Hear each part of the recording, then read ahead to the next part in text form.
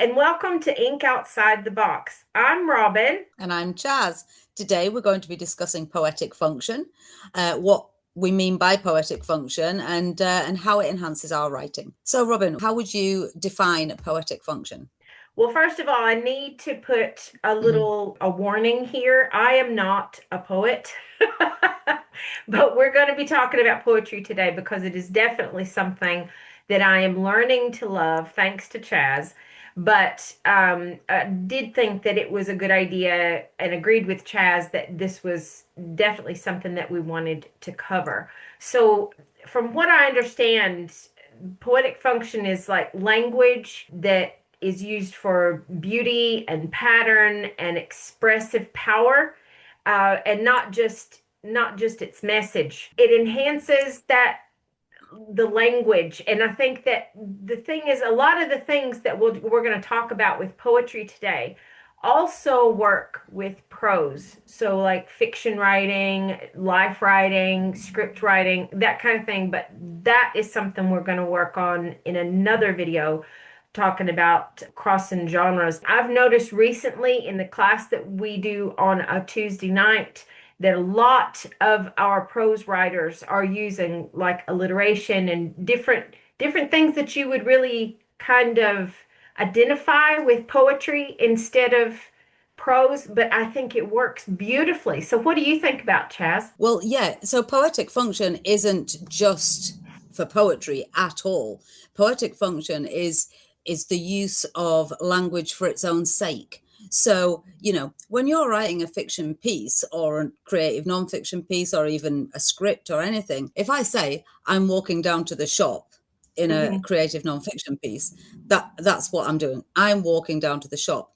But if I'm walking in a leisurely fashion with and hearing the birds sing and stuff like that, and I use something, for example, like the bountiful bird song, or like, so some alliteration in there or whatever. I mean, Yeah. this is off the top of my head, so it's a bit rubbish, but you know what I mean.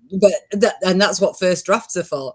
Right. But yeah, so it's using the beauty of language for its own sake. It doesn't have to be there to get the message across, but it makes you want to read the message more, I think. Yeah, I agree. And I think that when you're doing, especially when you're writing poetry, and I make jokes about being allergic to poetry. It's just, it really is a joke.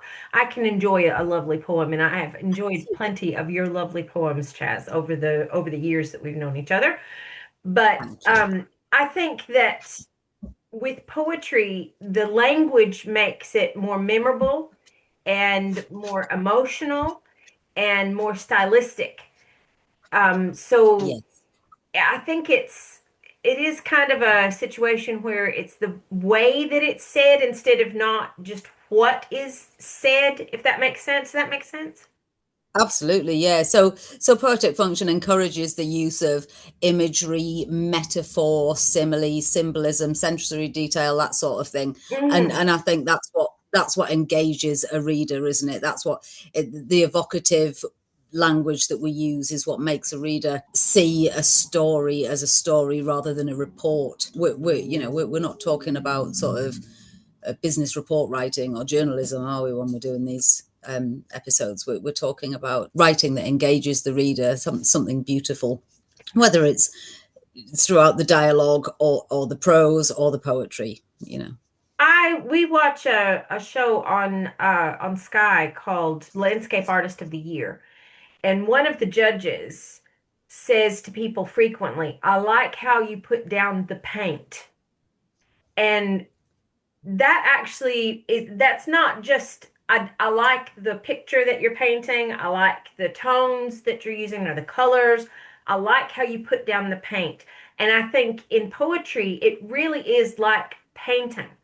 And like you said Yes. earlier, you used the word imagery and in prose as well. And you're just going to have to get used to me kind of volleying between prose and poetry because prose is where I sit. But Well, with I think we're talking about prose as well here, though. yeah, So the way that a person writes, it is like putting paint down on a canvas. like the textures. and the brush Absolutely. strokes. Yeah, it really adds to the to your narrative voice to so that people become familiar with your style of writing. I think in the same way that an artist's brush strokes do that. So yeah, very very good analogy. I think. And I also think that it is a way for people when people read, okay, when I read, I can't really speak for everybody else, but when I read, I am kind of creating kind of a motion picture in my head, and it helps me when the writer uses really effective imagery to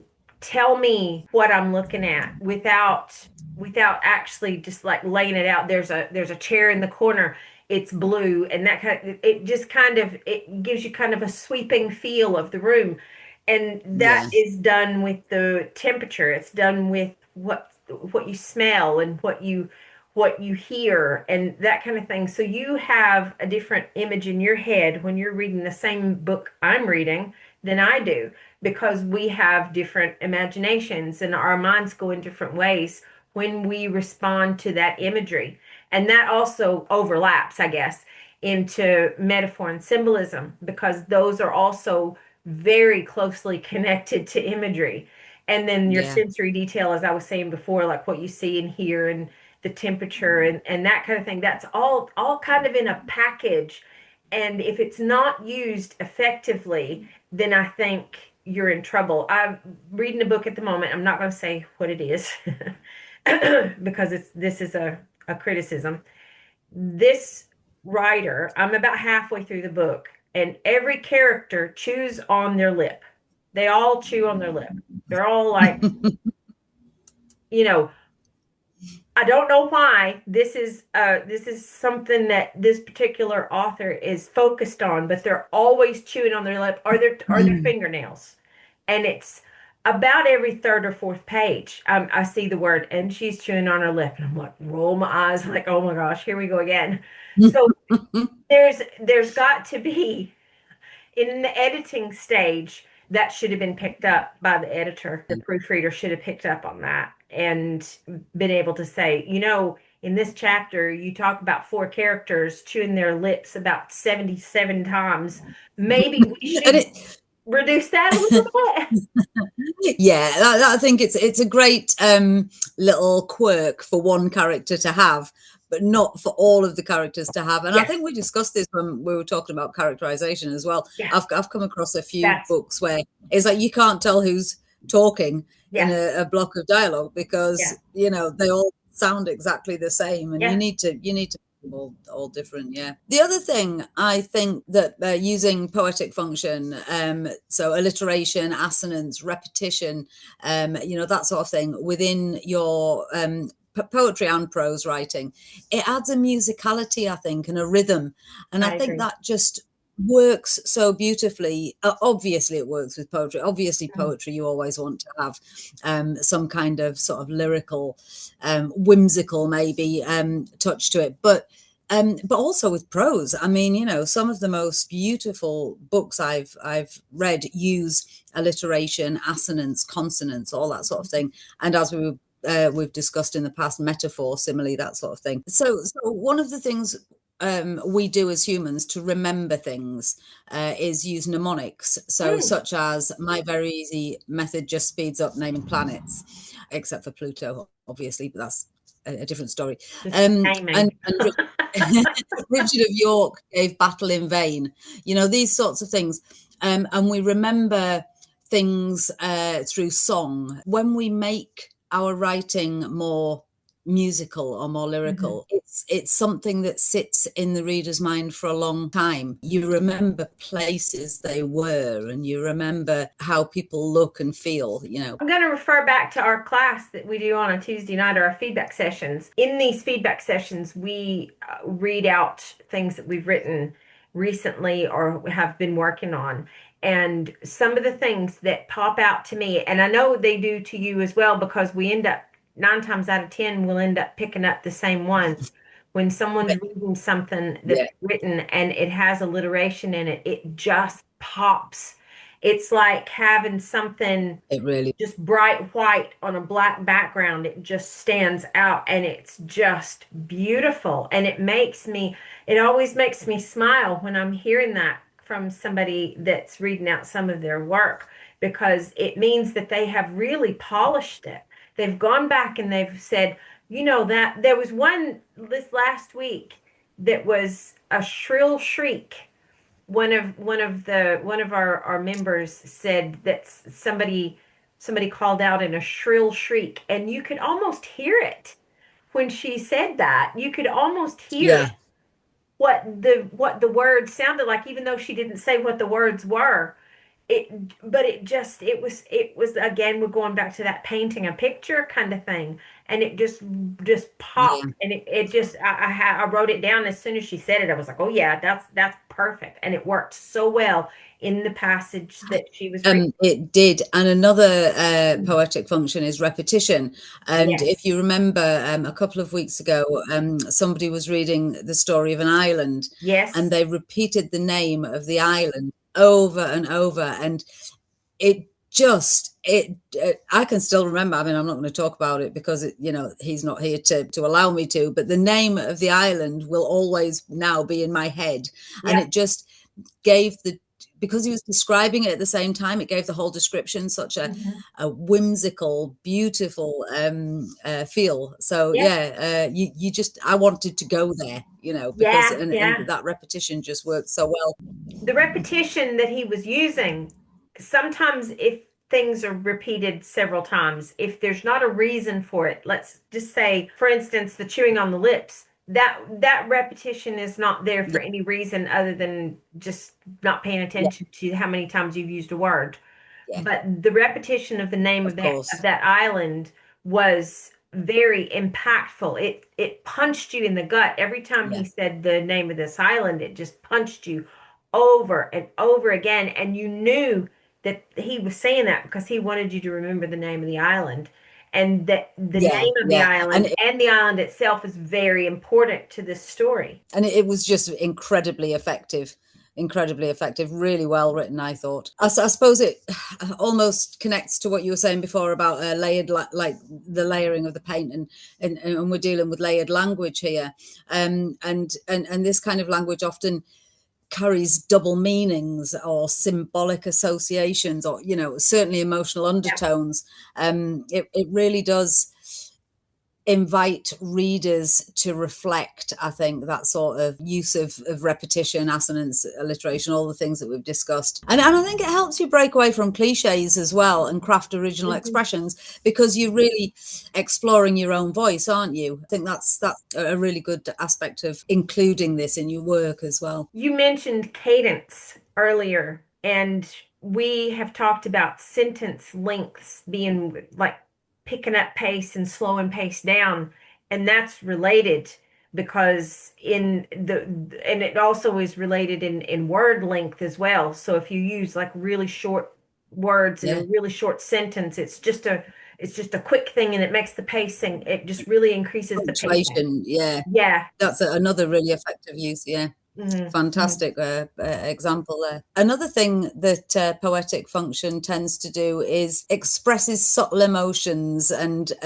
atmosphere and mood and that sort of thing, which is, it's those subtleties, I think, are what makes the difference between a great story and a good story. Yeah. Those little subtle nuances, and I think you can get a lot out of, particularly alliteration. I think works just beautifully, and dropping in a little rhyme bomb from time to time in the middle of Yeah. prose can work really really well as well. So yeah, so I think these functions that we're talking about, these sort of literary devices, they're just brilliant. If you were going to use something to kind of deepen the meaning, and we've been talking about painting because I do liken a lot of prose to painting because we say you paint a picture with your words a lot. Poetic language could carry all kinds of different things. So what kind of things do you think that it would lend itself to? Well, I think so. For example, if you want to write a piece about love, the depth of love. Love's a Hmm. huge subject. You don't just want to be talking, as particularly I think in poetry, which I think you need to sort of like almost bring a magnifying glass. Like you need to zoom in on something small for a Yeah. poem rather than talk about a huge thing like love. But you might want to bring in the imagery of, I don't know, the ocean, because the Hmm. depths of the ocean or a pool or whatever, and you can, or and ripples are a great thing. Water ripples coming out can intimate all sorts of things. So you can Hmm. use that sort of symbolism, and I think that's a really good way of layering it, and maybe even foreshadowing what the end of your piece is. If you've got like a reveal that says this is actually not about a ripple in a river or a pool, it's actually about my love of wife or husband or whatever. Hmm. Um, Hmm. that it can sort of foreshadow it all the way through, so you're actually looking at something that isn't exactly what the subject is. I wrote a blog post earlier this week from the point of view of a lock gate on a canal.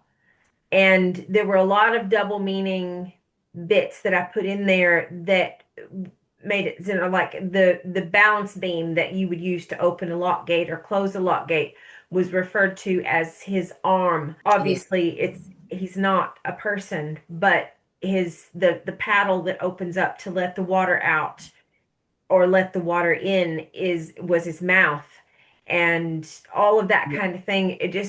I think it actually made him look like, it made it appear that he was a person. And of course he's talking to the reader, yeah, so he's telling the story about how long he's been there, and his brother that's the other lock gate, and his sister's on the other end of the lock, and that kind of thing. And it was actually really fun to write because it was very nearly a poem, not quite a poem, but because it was written in prose form, but there was a lot of symbolism in there. There were a lot of emotional undertones that were kind of slipped in because he just wants people to treat him nicely, and he'll just keep making sure that he keeps guarding the canals. And yeah. I thought that was actually really a quite fun exercise. It's a lovely idea as well, because as humans we only think like humans. We only Yes, know what I mean, we don't even think like each other a lot of the time, but we only know how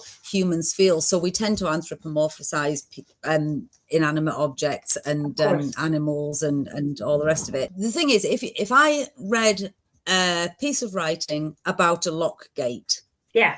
I would feel a lot less emotionally connected to it Hmm. than if I read a piece from the point of view of a lock gate. So Yeah. because the gate is speaking to you, and the beam is the arm and all the rest of it, it makes you emotionally invested in the Hmm. gate, as opposed to it just being a lump of wood, Yeah. which essentially it is. But Yeah. if that lump of wood could talk, what would it tell Yeah. us? It's Oh, got such a history. So, and yeah. that's exactly what you've done with that piece, and Yeah. it's a great way of doing it. Yeah, I really fantastic. enjoyed doing it. It was a lot of fun to write because it was something completely different than what I normally write. I'm trying to do a little bit of something different with this blog to make it obviously it's connected to the canals, and it's kind of a way to reach people maybe that don't know so much history about the canals. I mean, we know the surface history of the canals. A lot of people know the surface history, like they were built for the Industrial Revolution, and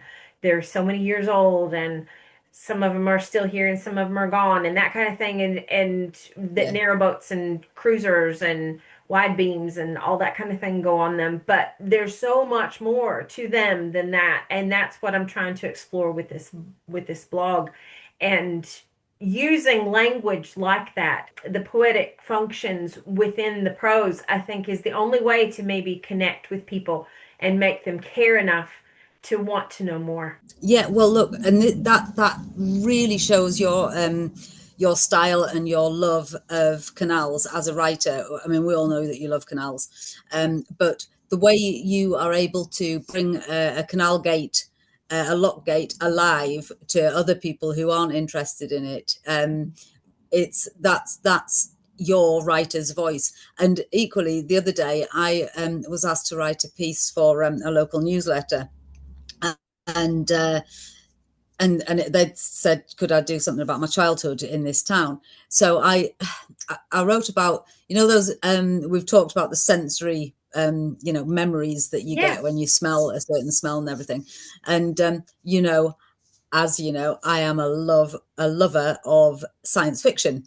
Yes. And so my piece was called Tiny Time Machines, because every single one of those smells or sounds or sights takes me back in time to a place. And that's very personal to me, Yes. because I'm a sci-fi lover. You probably would never call a piece Tiny Time Machines. You probably wouldn't think of them in that way, the same way I wouldn't think of a lock gate as a human with stories to tell. Yeah. And that's the beauty of writing and reading. We all have our own stories to tell, and we all Yeah. do them differently. Yeah. But and there's no rules, No, but that's the beauty there of it, are, isn't it? yeah, it is, but there are little tips and tricks, Yeah. like Guidelines. like using like using these poetic functions that we've been discussing, that I think really help engage a reader and put across who you are as a writer. So yeah, Yeah. I think that's what we've been trying to say today, isn't it, Robin? Yeah, I think so. And I think it's really important that we continue to share the tips that work for us, that Yeah, we don't want to hold them to ourselves and keep the secrets. These are the things to make our channel work and to also help writers. I've actually had I had a few comments on some of our posts, and they are like, these are good tips and that kind of thing. So I'm hoping that that really reaches people. And if you want to continue to watch what we do and see how we get on and talk about the different things that we discuss, the best way to do that is to subscribe to the channel and to like and comment on the videos, because that actually helps YouTube bring our videos out and more people see them. And the more people that see them, the more often people will be able to interact with them. And also hit the bell icon, because the bell icon tells you when we have a new video. We missed a video last week, and that was my fault. I wasn't feeling very well and I wasn't up to recording anything, but we are back this week and we will do new videos on Mondays at 6 o'clock. So we really hope that you join us and see what we've got to talk about. absolutely. And the more you tell us in the comments about what you want to see as well, the more we can tailor that to what people are interested in. I know that we've got something on crossing genres coming up, as Robin mentioned, and we will be doing something in the not too distant future on getting published, I think, aren't we, Robin? And various other subjects. But yeah, anything you want to know about, challenge us. Hmm. We might not be able to. We might not be able to help, but we'll do our best. We just want to remind you just to keep on writing. Yeah, and good luck, everyone. See you next time. Bye. Bye.